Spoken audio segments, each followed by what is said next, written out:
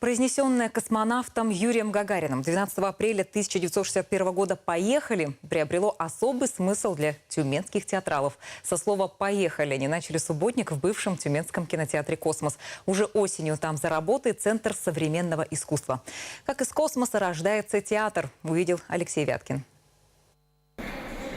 Так рождается театр. Актеры и режиссеры пришли создавать его сами. С тряпками и ведрами театралы мечтают о том, каким будет космос. Хочется, чтобы зал можно было как-то, сцену как-то менять, чтобы она не находилась на одном уровне, чтобы можно было переставлять места зрительные, чтобы это было все коммуникабельно. Зал космоса превратится в так называемую черную коробку. Помещение не будет делиться на сцену и партер, а трансформироваться под задумки авторов спектакля.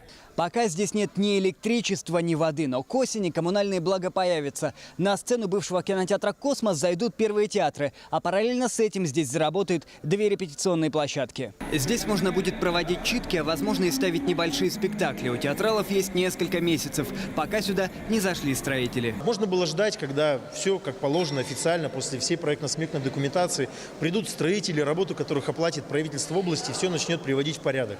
Но мы собрались с инициативной группой из театра «Мимикри» и поняли о том, что мы сами можем сделать очень многое.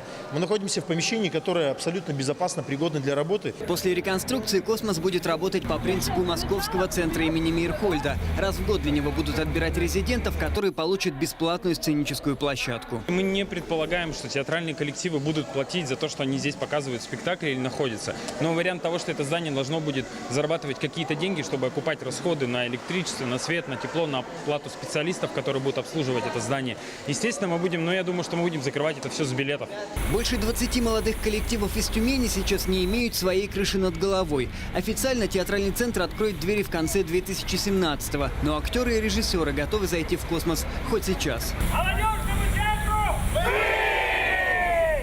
Алексей Вяткин, Сергей Кондаков.